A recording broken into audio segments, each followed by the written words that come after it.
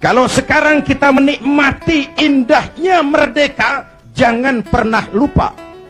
Kemerdekaan ini bukan hadiah Belanda, bukan kado Jepang, tidak turun dari langit laksana turunnya embun di waktu malam. Kemerdekaan tidak muncul hanya dengan simsalabim abragadabra. Kemerdekaan ini keringat, air mata, darah, dan nyawa orang-orang tua kita. Dulu iman untuk merebut kemerdekaan, sekarang iman untuk mengisi kemerdekaan. Selama ini pembentukan SDM kita cuma berorientasi pada pengisian otak, penataran tiap hari, pendidikan keterampilan di sana sini, tapi hati sering kosong, agama dangkal, keyakinan rapuh, akhirnya moral rendah. Pantas yang disuruh ngurus laut malah jadi bajak laut, yang disuruh ngurus hutan rame-rame jadi orang hutan, yang disuruh ngurus beras malah nimbun beras, yang disuruh ngurus hukum malah bikin hukum kayak pisau.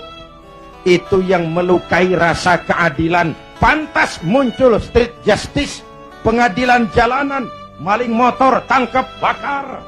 Itu refleksi dari ketidakpuasan rakyat terhadap sikap hukum selama ini, di mana rakyat melihat kalau yang kecil salah, hukum cepat-cepat ditegakkan, yang besar salah, diam pura-pura nggak ngerti. Itu yang merusak masyarakat. Berangkat dari pengalaman itulah kita harus mulai kembali kepada penataan nilai keimanan. Itu sebabnya Muslim begitu beral lahir ke alam dunia udah disambut azan. Benar, Bu? Kenapa? Bayi itu kaset kosong. Kalau dipakai merekam, daya rekamnya kuat. Bayi kaset kosong. Begitu beral hadir ke alam dunia, rekaman pertama yang menyentuh telinganya lafzul jalalah, Allahu Akbar, Allahu Akbar. Rekaman pertama, suara pertama yang masuk telinganya Allahu Akbar, suara iman. Ya, Bu, itu artinya apa? Pesan pertama orang tua, nak, kamu nanti boleh jadi tentara, tapi tentara beriman. Kamu boleh jadi polisi, asal polisi beriman. Jadi pejabat, pejabat beriman. Jadi pedagang, pedagang beriman. Jadi petani, petani beriman. Jadi nelayan, nelayan beriman. Jadi teknokrat, teknokrat beriman. Jadi seniman, seniman beriman. Kalau iman landasannya, insya Allah aman. Betul? Dengan mensyukuri nikmat kemerdekaan, ayo kita mengadakan recovery terhadap sikap mental selama ini. Berangkat lagi dari nilai keimanan, jaga baik-baik, wariskan kepada anak-anak kita.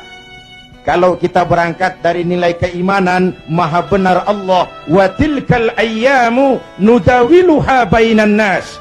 Hari itu kami putar di antara manusia.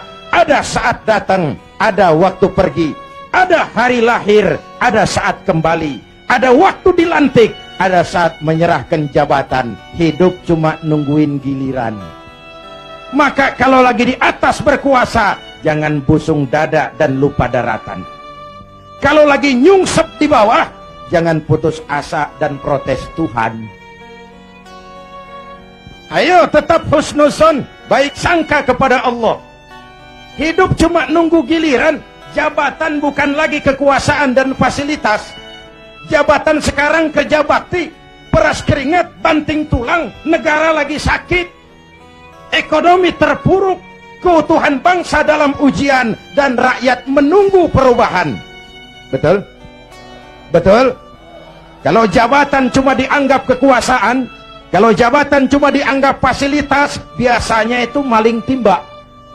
Ini jabatan titipan, harta titipan, ilmu titipan. Namanya titipan kan sebentar.